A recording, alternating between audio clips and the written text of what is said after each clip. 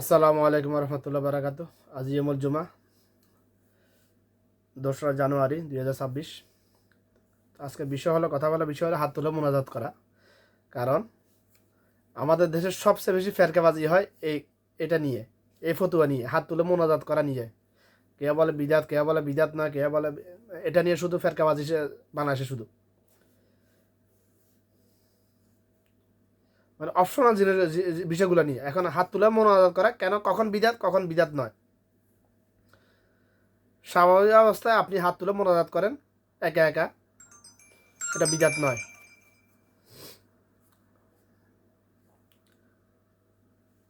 আপনি যখন ইচ্ছে তখন আল্লাহর কাছে দোয়া করতে পারেন হাত তুলে। তবে উত্তম হলো হাত না তুলে মনে মনে দোয়া করাটাই উত্তম। দোয়া কবুলের পূর্বে কিছু শর্ত আছে দোয়া কবুল হওয়ার জন্য। দোয়া করার পূর্বে আল্লাহ রাসূল সাল্লাল্লাহু আলাইহি ওয়াসাল্লাম বলছেন, যে দোয়ার পূর্বে দুরূদ পড়া হয় না ওই দোয়া আসমান জমিনে ঝুলানো থাকে। আমরা তো এগুলা এই বিষয়গুলো নিয়ে কে কথা বলে না। এটা যে দোয়া করার পূর্বে দুরূদ না পড়লে দোয়া কবুল হয় না, ওই দোয়া আসমান জমিনে ঝুলানো থাকে, এটা নিয়ে ফেরকাবাজদের কোনো কথা নেই। মূলত যে বিষয় নিয়ে কথা বলা দরকার, হাত তুলে নামাজের আগে পড়ুন, নামাজের পরে হাত তুলুন, খুতবা চলাকালীন 2 খুতবার মধ্যখানে হাত তুলে দোয়া করা। আপনি যখন ইচ্ছা দোয়া করতে পারেন, এটা বিদাত নয়। কখন বিদাত? আমাদের দেশে যে রীতি রেওয়াজ বানানো আছে যে প্রত্যেক ফরজ নামাজে সালাম ফিরানোর পরে আল্লাহুম্মা আমিন, এটাই হলো বিদাত। এটাকে নামাজের অংশ মনে করা, এটাই হলো বিদাত। আমাদের দেশে ধর্ম ব্যবসায়ীগুলা, মসজিদের ইমাম মজ্জাম অর্থাৎ জাদুদারগুলা, সুইপারগুলা, কেন জাদুদার সুইপার বলছি, এরা মসজিদে ইমামতি মজামি করে ফ্যাট ফেলার জন্য, পরিবার ফেলার জন্য, আল্লাহর ঘরে খেদমত করার জন্য নয়। উদ্দেশ্য নয়, একেবারে নয়, দিন ফজরের জন্য নয়। ওরা কাছে মসজিদে কাজ করে না। এই জন্য আমি ভাষাটা এরকম ব্যবহার করেছি। ফেরকাবাজি করবে আমার কথা নিয়ে আমি জানি, আগে বলে রেখেছি আমি।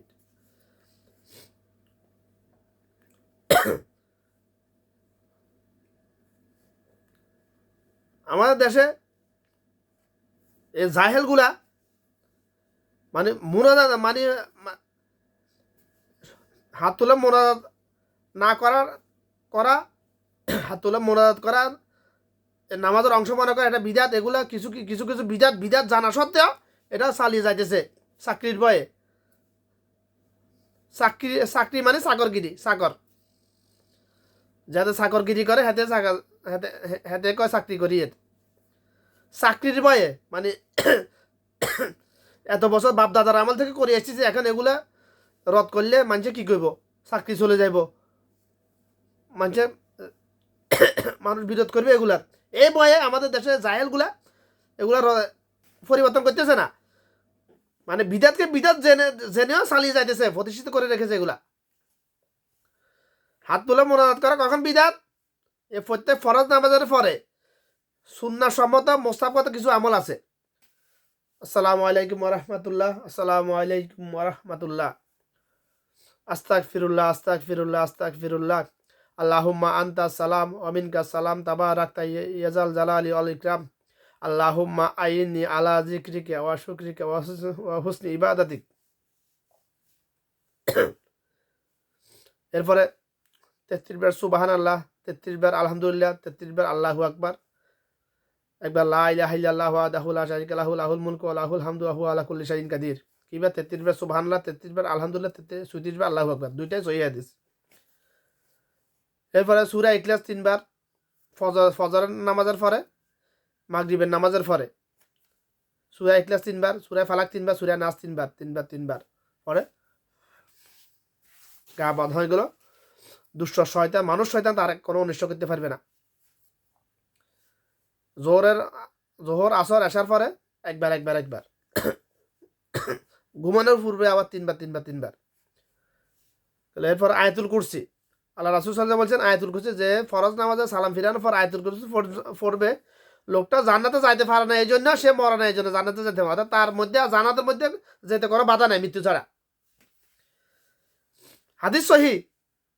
তবে ব্যাখ্যা কিন্তু বুঝতে হবে এখানে কার জন্য, এটা মুনাফিকদের জন্য নয়।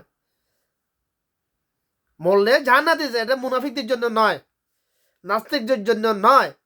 মুনাফিকরা নামাজ পড়ে 5 ওয়াক্ত, অনেক আছে। আর আল্লাহ রাসূলের পিছনে নামাজ পড়ে মুনাফিক ছিল।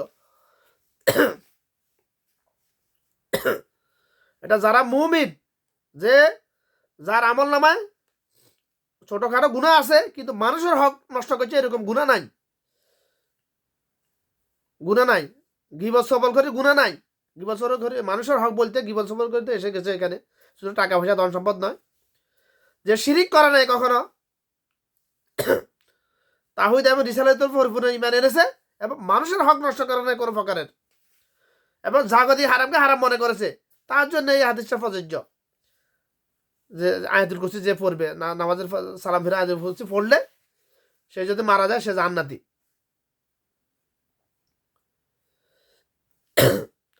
তো এগুলা এই যে যে কথাগুলো সবগুলা সহি হাদিস।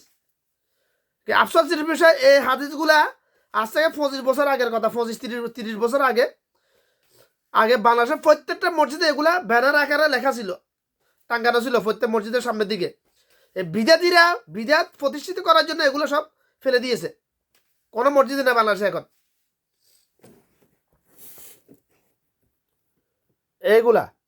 এখানে সবগুলা আরবি, এটা বাংলায় লেখা ছিল, ফজিলত সহ লেখা ছিল বাংলাদেশে প্রত্যেকটা মসজিদ এটা ছিল। আমি একটু আগে যে বলবো যে সবগুলা এই আমলগুলোর কথা বলছি, এগুলো প্রত্যেকটা আমল সহি হাদিস দ্বারা প্রমাণিত, সুন্নাহসম্মত। অর্থাৎ এই আমলগুলো আর রাসূল সাল্লাল্লাহু আলাইহি ওয়াসাল্লাম ওয়াজিবের নিয়ে আমল করতেন, অর্থাৎ কখনো এই আমলগুলো করা ছাড়তেন না। কিন্তু এই আমলগুলো বাদ দিয়ে আল্লাহুম্মা আমিন রাব্বানা যালামনা ওয়া দালিন আমিন, বাস এই মুনাজাতকে নামাজের অংশ মনে করা, মুনাজাত না করলে চাকরি চলে যাবে মনে করাটাই হলো বিদাত। বিদাত নিয়ে একটা হাদিস, সহি হাদিস, প্রচলিত হাদিস বাংলাদেশে পড়া হয় প্রত্যেক ইয়মুল জুমার দিন। সবাই জানে হাদিসটা, বেশার কম অর্থ জানে না আর কি। খুতবার শেষের দিকে পড়া হয় এটা, ওয়াকুল্লু বিদাতি দালালা ওয়াকুল্লু বিদাতি ফিন্নার। এদেশেও পড়া হয়, বাংলাদেশে ছোটবেলা থেকে শুনছি আমি, শুনেছি। অথচ যে যে জাহেল এই হাদিসটা পড়ে শুনাইতে যে হাতে বিদাতে প্রতিষ্ঠাতে বিদাতে বিদাতির অন্তর্ভুক্ত হাতে হেতে বিদাত করতেছে, হাতে লাল বাতি জ্বালায় রাখতেছে, সুন্নত নামাজ পড়বে না। আগে আমার মতো জাহেল মানুষ রূপী শয়তানের কথাগুলো শুনো, পরে আমি সময় দিব। অথচ আল্লাহ রাসূল বলছে কেউ যেন মসজিদে ঢুকে 2 রাকাত না বসে। ওই হাদিসটা আল্লাহ রাসূল সাল্লাল্লাহু আলাইহি ওয়াসাল্লাম জুমার দিনে বর্ণনা করেছেন, বলেছেন। কিন্তু আফসোসের বিষয় আমাদের দেশে সুন্নাহকে অবহেলিত করে এগুলো সব গায়েব করে দাফন করে দিয়েছে। বিদাতকে এমনভাবে প্রতিষ্ঠিত করেছে সমাজের অন্তরে মানুষ ঢুকিয়েছে। আমাদের দেশে মানুষ বিদাতকে মনে করতেছে সুন্নাত, বিদাতের উপর আমল করতে করতে বাদদাদার আমল থেকে 100 বছর 200 বছর আগে থেকে চলে এসেছে। আগে এত বেশি ছিল না, এখন বেশি, কারণ মানুষের মধ্যে জাহেলিয়াত দিন দিন বাড়তেছে। এটা আল্লাহ রাসূল সাল্লাল্লাহু আলাইহি ওয়াসাল্লাম বলে গেছে, কিয়ামতের পূর্বে জাহেলিয়াত বেড়ে যাবে। তোমরা মনে করো লম্বা জুব্বা একটা গায়ে দিয়ে মাথা টুপি একটা লাগাইলে হাতে আলেম, আমি দেখতেছি বেশিরভাগ জাহেল শয়তান, মানুষরূপী শয়তান। আমার কতগুলো কে এত গুরুত্ব দেয় না কেন? আমার গায়ে লম্বা জুব্বা নাই, মাথার পাগড়ি নাই, এই জন্য ওগুলো আমি পড়বো না কখনো। কেউ আমার কথা শুনলেও আমার কিছু যায় আসে না, না শুনলেও আমার কিছু যায় আসে না। আমার দায়িত্ব হচ্ছে বলা, শুধুমাত্র যেটা হক, যেটা সহি ওটা বলা, আমার কাজও এটাই। যেটা জানি ওটা বলা, যেটা জানি না ওটা চুপ থাকা, আমার কাজ হলো এটাই। ধর্ম ব্যবসা করা আমার উদ্দেশ্য, কাজ নয়। আমাকে ওই জন্য দুনিয়াতে ফাটা নেই, আমাকে দুনিয়াতে ফাটিয়েছে হালালভাবে জীবনযাপন করে, মৌলিক চাহিদা পূরণ করে দুনিয়া থেকে যাওয়ার জন্য শুধুমাত্র, বাস। দুনিয়াতে এসে আর দুনিয়া মাজরাতুল আখিরাত, আখিরাত কামা করার জন্য, জান্নাত কামা করার জন্য ফাটিয়েছে আমাকে। আমার কাজ আমি করার চেষ্টা করতেছি, যতটুকু আল্লাহ করার তৌফিক দান করে। তো আশা করি কথাগুলো বুঝাইতে পেরেছি আমি সংক্ষেপে। কখন হাত তুলে, কেন হাত তুলে মোনাজাত করা বিদাত, কেন হাত তুলে মোনাজাত করা বিদাত নয়, আমি দোনোটাই আশা করি বুঝাতে সক্ষম হয়েছি আমি। কথাগুলো বারবার শুনবেন, হক্কানা আলেমদের কথা শুনবেন। আমল যা করতেছেন বাঙ্গাচুরা, যদি আমলগুলো সুন্নাহসম্মত হয় তাহলে ওটা আমলগুলো আমল হিসাবে গণ্য হবে। আর আমলের সাথে যদি বিদাত হয় ওটা আমল হিসাবে তো গণ্য হবে না, জাহান্নাম ওয়াজিব হয়ে যাবে। নাউজুবিল্লাহ, আউযুবিল্লাহি মিনাশ শাইতানির রাজিম। যে আমলের সাথে সুন্নাহ আছে, যে কাজের সাথে সুন্নাহ আছে ওটাই আমল, যে কাজের সাথে সুন্নাহ নাই, যে আমলের সাথে সুন্নাহ নেই ওটাই বেআমল, ওটা আমল হিসাবে গণ্য হবে না, লিপিবদ্ধ হবে না।